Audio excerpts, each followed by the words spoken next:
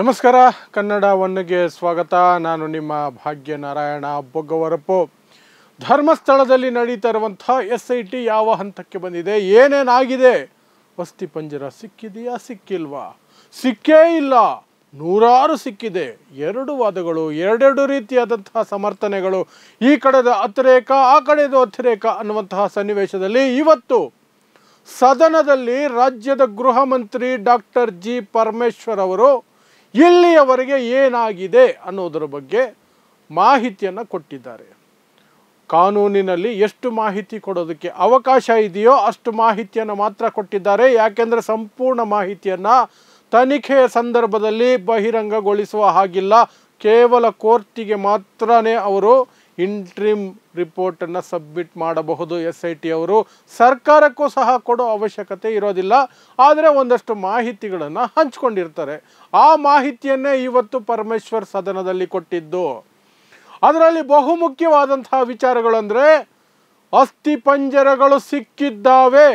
ಅದರ ಬಗ್ಗೆ ಏನು ಹೇಳಿದ್ರು ಅನ್ನೋದನ್ನು ಹೇಳ್ತೀನಿ. ಜೊತೆಗೆ ಮಾಧ್ಯಮಗಳು ಬಾಯಿ ಮುಚ್ಕೊಂಡಿರಬೇಕು ಸ್ವಲ್ಪ ತಾಳ್ಮೆಯಿಂದ ಅನ್ನೋದನ್ನು ಯಾವ ರೀತಿ ಹೇಳಿದ್ರು ಪರಮೇಶ್ವರ್ ಅನ್ನೋದನ್ನು ಹೇಳ್ತೀನಿ. ಆ ನಂತರ ವಿರೋಧ ಪಕ್ಷಗಳು ಹೇಳ್ತಿದ್ದಾವಲ್ಲ, ವಿರೋಧ ಪಕ್ಷ ಮಾತ್ರ ಅಲ್ಲ, ಆಡಳಿತ ಪಕ್ಷದಲ್ಲೂ ಒಂದಷ್ಟು ಜನ ಇದ್ದಾರೆ. ಕಾಮಿಸ್ಟರಿಗೆ ಯಾವುದೇ ಶಿಕ್ಷೆ ಆಗಬಾರ್ದು, ಏನೇ ತಪ್ಪು ನಡೆದಿದ್ರು ತನಿಖೆನೇ ಆಗಬಾರ್ದು ಅನ್ನುವಂಥ ಮನಸ್ಥಿತಿಯಲ್ಲಿದ್ದಾರಲ್ಲ, ಅವರಿಗೆ ಪರಮೇಶ್ವರ್ ಹೇಳಿದ್ದೇನು. ಅದರ ಜೊತೆಗೆ ಈ ದೂರುದಾರ ಆರೋಪಿಯೂ ಸಹ ಆಗ್ತಾನೆ. ಅದು ಕ್ರೈಮ್ ಆಗಿದ್ದರೆ, ಹೂತು ಹಾಕೋದು ಕ್ರೈಮ್ ಆಗಿದ್ದರೆ ಈತನು ಸಹ ಪಾಲುದಾರ ಆ ಕ್ರೈಮ್ನಲ್ಲಿ, ಆ ಅಪರಾಧದಲ್ಲಿ. ಹಾಗಾದರೆ ಅವನನ್ನು ಯಾಕೆ ಬಂಧಿಸಿಲ್ಲ? ಅದರ ಬಗ್ಗೆಯೂ ಸಹ ಪರಮೇಶ್ವರ್ ಒಂದು ಸ್ಪಷ್ಟನೆಯನ್ನು ಕೊಟ್ಟಿದ್ದಾರೆ. ಬಹಳ ಕಾಲದ ನಂತರ ಡಾಕ್ಟರ್ G. ಪರಮೇಶ್ವರ್ ಅವರು ಗೃಹ ಮಂತ್ರಿಯಾಗಿ ಒಂದು ಜವಾಬ್ದಾರಿಯುತವಾದ ಸ್ಟೇಟ್ಮೆಂಟ್ ಇವತ್ತು ಕೊಟ್ಟಿದ್ದಾರೆ ಅಂತಲೇ ನಾನು ಹೇಳ್ತೀನಿ. ಅದನ್ನು ನಾನು ಜವಾಬ್ದಾರಿಯುತವಾಗಿ ಹೇಳ್ತಾ ಇದ್ದೀನಿ, ಬಹಳ ಕಾಲದ ನಂತರ. ಯಾಕಂದರೆ ಇತ್ತೀಚೆಗೆ ಅವರ ಹೇಳಿಕೆಗಳು, ನಡವಳಿಕೆ, ಕ್ರಮಗಳು ಸಾಕಷ್ಟು ಪ್ರಶ್ನಾರ್ಥಕ ಚಿಹ್ನೆಗಳೊಂದಿಗೆ ಬರ್ತಾ ಇತ್ತು. ಇವತ್ತು ಅವರ ಸದನದಲ್ಲಿ ಮಾತಾಡಿದ್ದು ಮಾತ್ರ ಒಂದು ಘನತೆ ಇರುವಂಥ ಹೋಮ್ ಮಿನಿಸ್ಟರ್ ಮಾತನಾಡುವ ರೀತಿಯಲ್ಲೇ ಇತ್ತು. ಸೊ ಒಂದೊಂದಾಗಿ ಬಿಡಿಸಿ ಹೇಳುವಂತಹ ಪ್ರಯತ್ನವನ್ನು ಮಾಡ್ತೀನಿ. ಮೊದಲಿಗೆ ಅಸ್ಥಿಪಂಜರ ಸಿಕ್ಕಿದೆಯಾ ಇಲ್ಲವಾ? ಗೃಹ ಮಂತ್ರಿಗಳು, ರಾಜ್ಯದ ಗೃಹ ಮಂತ್ರಿಗಳು ಅಧಿಕೃತವಾಗಿ ಸದನದಲ್ಲಿ ಹೇಳಿದರೆ ಎಸ್, ಅಸ್ಥಿಪಂಜರಗಳು ಸಿಕ್ಕಿದ್ದಾವೆ. ಒಂದು ಕಡೆ ಅಸ್ಥಿಪಂಜರ ಸಿಕ್ಕಿದೆ, ಇನ್ನೊಂದು ಕಡೆ ಮೂಳೆಗಳು ಸಿಕ್ಕಿದ್ದಾವೆ. ಆ ಎರಡನ್ನು ಸಹ FSL ವರದಿಗಾಗಿ ಕಳಿಸ್ಕೊಟ್ಟಿದ್ದಾರೆ. ಆ FSL ವರದಿ ಬಂದ ನಂತರ ಮುಂದಿನ ಕ್ರಮಗಳನ್ನು ಕೈಗೊಳ್ಳಲಾಗುವುದು. ಇಲ್ಲಿಯವರೆಗೆ ನಡೆದಿರುವುದು ತನಿಖೆಯಲ್ಲ, ಕೇವಲ ಅಗೆಯುವ ಕಾರ್ಯ ಮಾತ್ರ, ಹುಡುಕಾಟ ಶೋಧ ಕಾರ್ಯ ಮಾತ್ರ. ತನಿಖೆ ಈಗಷ್ಟೇ ಆರಂಭವಾಗಬೇಕಿದೆ ಅನ್ನುವಂಥದ್ದನ್ನು ಡಾಕ್ಟರ್ G. ಪರಮೇಶ್ವರ್ ಹೇಳಿದ್ರು. ಆ ಮೂಲಕ ಏನೂ ಸಿಕ್ಕಿಲ್ಲ ಅಂತ ಬಾಯಿ ಬಡಿದುಕೊಳ್ಳುವಂತಹ ಒಂದಷ್ಟು, ಏನೇ ಅಪರಾಧ ಆಗಿದ್ರೂ ಶಿಕ್ಷೆ ಆಗಬಾರ್ದು, ತನಿಖೆ ಆಗಬಾರ್ದು, ಏನಾಗಬಾರ್ದು, ಒಬ್ಬೊಬ್ಬೊಬ್ಬೊಬ್ಬೊಬ್ಬ ನಾವು ಅವರ ರಕ್ಷಣೆಗಿದ್ದೀವಿ ಅಂತ ನಿಂತಿದ್ರಲ್ಲ, ಅವರ ಮುಖಕ್ಕೆ ಹೊಡೆದಂಗೆ ಇದನ್ನು ಸ್ಪಷ್ಟತೆಯನ್ನು ಕೊಟ್ಟ ಹಾಗಿದೆ. ಇನ್ನು ಮೇಲೆ ಯಾವನೂ ಸಹ ಏನೂ ಸಿಕ್ಕಿಲ್ಲ ಅನ್ನೋ ಸುಳ್ಳನ್ನು ಹೇಳೋದಕ್ಕೆ ಸಾಧ್ಯ ಇಲ್ಲ. ಆ ಸುಳ್ಳಿಗೆ ಬ್ರೇಕ್ ಇವತ್ತು ಬಿತ್ತು, ಸದನದಲ್ಲೇ ಬಿತ್ತು, ಅಧಿಕೃತವಾಗಿ ಬಿತ್ತು. ಸೊ ನೆಕ್ಸ್ಟ್ ವಿಚಾರಕ್ಕೆ ಬರೋದಾದರೆ, ಅಲ್ಲಿ ಸಿಕ್ಕಿರುವಂತಹ ಎರಡು ಜಾಗಗಳನ್ನು ಬಿಟ್ಟು ಎಲ್ಲೆಲ್ಲ ಕೆಂಪು ಮಣ್ಣಿದೆಯೋ ಆ ಜಾಗಗಳ ಮಣ್ಣನ್ನು ಪರೀಕ್ಷೆಗೆ ಕಳಿಸಲಾಗಿದೆ, ಕೆಮಿಕಲ್ ಟೆಸ್ಟ್ಗಳಿಗೆ ಕಳಿಸಲಾಗಿದೆ. ಯಾಕೆ ಅಂತಂದರೆ ಕೆಂಪು ಮಣ್ಣು ಬೇಗ ಮೃತದೇಹಗಳನ್ನು ಕರಗಿಸಿಬಿಡುತ್ತೆ, ಮೂಳೆಗಳನ್ನು ಕರಗಿಸಿಬಿಡುತ್ತೆ.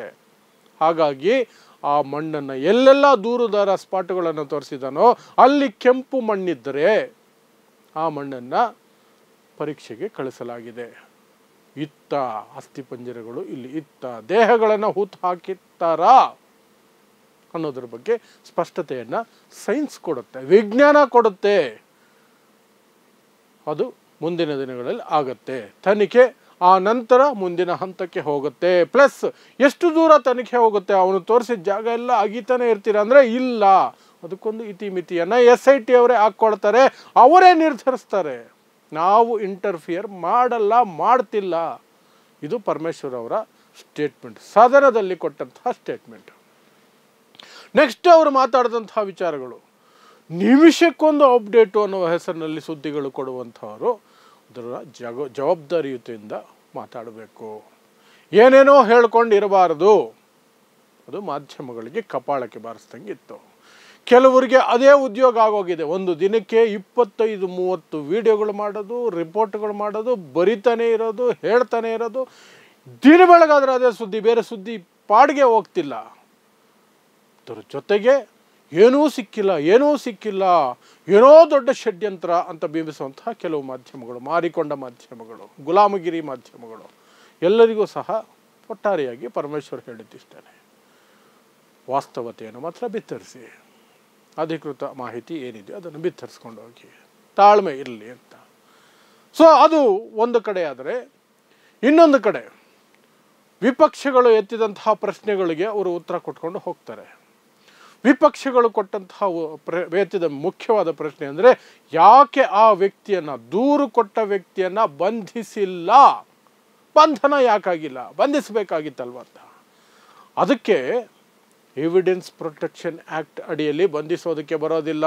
ಅದಕ್ಕೆ ಇರುವಂತಹ ಮಂಡಳಿ ಕೊಟ್ಟಂತಹ ಸೂಚನೆಗಳನ್ನು ನಾವು ಪಾಲಿಸಬೇಕಾಗತ್ತೆ. ಆ ಸೂಚನೆಗಳು ಎಲ್ಲವನ್ನು ಪಾಲಿಸ್ತಾ ಇದ್ದೀವಿ. ಆ ವ್ಯಕ್ತಿಗೆ ರಕ್ಷಣೆ ಕೊಡೋದು ನಮ್ಮ ಜವಾಬ್ದಾರಿ ಕೊಡ್ತಾ ಇದೆ, SIT ಕೊಡ್ತಾ ಇದೆ.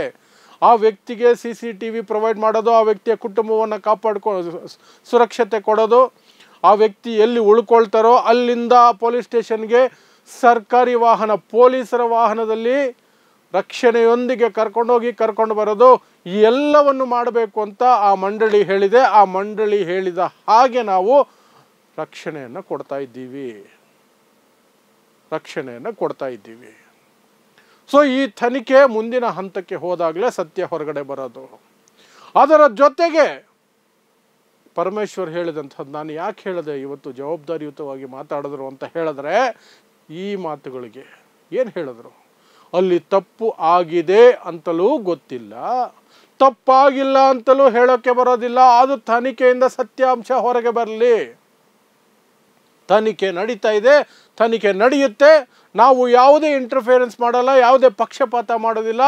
SIT ಸ್ವತಂತ್ರವಾಗಿ ತನ್ನ ತನಿಖೆಯನ್ನು ಮಾಡ್ತಾ ಇದೆ. ಅದರಿಂದ ಸತ್ಯಾಂಶ ಹೊರಗೆ ಬರುತ್ತೆ. ವೆಯ್ಟ್ ಮಾಡಿ, ತನಿಖೆ ಮುಗಿಯಲಿ.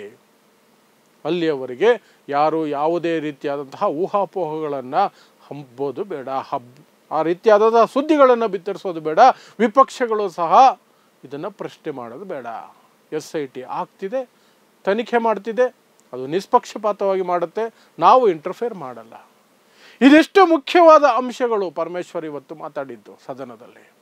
ಈ ಅಂಶಗಳ ಮೂಲಕ ಇವತ್ತು ಸ್ಪಷ್ಟತೆ ಸಿಕ್ಕಿದೆ. ಯಾವ ವಿಚಾರಕ್ಕೆ ಅಂದರೆ, ಒಂದು, ಅಸ್ಥಿಪಂಜರಗಳು ಸಿಕ್ಕಿದ್ದಾವೆ. ಅಸ್ಥಿಪಂಜರ ಒಂದು ಸಿಕ್ಕಿದೆ, ಇನ್ನೊಂದು ಕಡೆ ಮೂಳೆಗಳು ಸಿಕ್ಕಿದ್ದಾವೆ.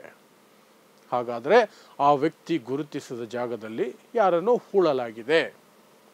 ಅದು ರಿಪೋರ್ಟ್ ಬಂದ ಮೇಲೆ ಅದು ಯಾರದ್ದು, ಹೇಗೆ ಸತ್ತರು ಅನ್ನೋದು ಸಾಧ್ಯತೆ ಸಿಗುತ್ತಾ, ಏನೆಲ್ಲ ವಿವರಗಳು ಬೇಕೋ ಅದು FSL ಬರ್ಬೋದು. ಆದರೆ ಏನೂ ಸಿಕ್ಕಿಲ್ಲ ಅನ್ನುವಂಥದ್ದು ಇದೆಯಲ್ಲ, ಅದು ಸುಳ್ಳು ಅನ್ನೋದು ಖಾತ್ರಿ ಆಯಿತು. ಇನ್ನೊಂದು, ಬಂಧನ ಯಾಕೆ ಆಗಿಲ್ಲ ಅನ್ನೋದ್ರ ಬಗ್ಗೆ ಖಾತ್ರಿ ಆಯಿತು. ಮತ್ತು ಮಾಧ್ಯಮಗಳ ಕಪಿಚೇಷ್ಟೆ, ಅದರಲ್ಲೂ ವಿಶೇಷವಾಗಿ ಮಾರಿಕೊಂಡ ಮಾಧ್ಯಮಗಳು, ಒಬ್ಬನ ರಕ್ಷಣೆಗೆ ನಿಂತಿರುವ ಮಾಧ್ಯಮಗಳು, ಅವರ ಬಗ್ಗೆಯೂ ಸಹ ಪರಮೇಶ್ವರ್ ಚೆನ್ನಾಗಿ ಹೇಳಿದ್ರು. ಇದಿಷ್ಟು ಇವತ್ತು ನಡೆದಿರುವಂತಹ ಡೆವಲಪ್ಮೆಂಟ್ಸ್. ಸೊ ಈ SIT ಅನ್ನುವಂತಹದ್ದೇನಿದೆ, ನಿನ್ನೆ ಗೋಧಿ ಮಾಧ್ಯಮಗಳು ಮತ್ತು ಏನು ಮಾರಿಕೊಂಡ ಮಾಧ್ಯಮಗಳು ನಿನ್ನೆ ಎಲ್ಲ ಹೇಳ್ತು, ಇವತ್ತಿಗೆ SIT ಕ್ಲೋಸ್, ಏನೂ ಸಿಕ್ಕಿಲ್ಲ. ಇವತ್ತು ಇಂಟ್ರಿಮ್ ರಿಪೋರ್ಟ್ ಬರುತ್ತೆ, ಮಧ್ಯಂತರ ವರದಿ ನೋಡಿದ ತಕ್ಷಣ ಸರ್ಕಾರ SITನೇ ಬರ್ಖಾಸ್ತು ಮಾಡೋ ಸಾಕತ್ತೆ. ನಾಚಿಕೆಗೇಡು. ಯಾವ ಮಟ್ಟಕ್ಕೆ ಎಂಜಿಲ್ ತಿಂದು ಅಷ್ಟು ಮಾತಾಡ್ತಾರೋ ಗೊತ್ತಿಲ್ಲ. ಅದು ಆಗಲ್ಲ, ಕಂಟಿನ್ಯೂ ಆಗುತ್ತೆ. ತನಿಖೆ ಚುರುಕಾಗಿ ಚೆನ್ನಾಗಿ ನಡೀತಿದೆ ಅಂತ ಪರಮೇಶ್ವರ್ ಅವರು ಹೇಳಿರೋದ್ರಿಂದ ತನಿಖೆ ಮುಂದುವರ್ಕೊಂಡು ಹೋಗುತ್ತೆ. ಸೊ ಇದಿಷ್ಟು ಇವತ್ತು ಸಿಕ್ಕಿರುವಂತಹ ಮಾಹಿತಿ. ನಾಳೆ ಏನಾದರೂ ಮಾಹಿತಿ ಕೊಡುವಂತಹ ಮಾಹಿತಿ ಇದ್ದರೆ ನಿಮ್ಮ ಮುಂದೆ ಇಡುವಂತಹ ಪ್ರಯತ್ನವನ್ನು ಮಾಡ್ತೀನಿ. ನೋಡ್ತಾ ಇರಿ ಸಮಾಜಕ್ಕಾಗಿ ಕನ್ನಡ 1 ನ್ಯೂಸ್. ನಮಸ್ಕಾರ.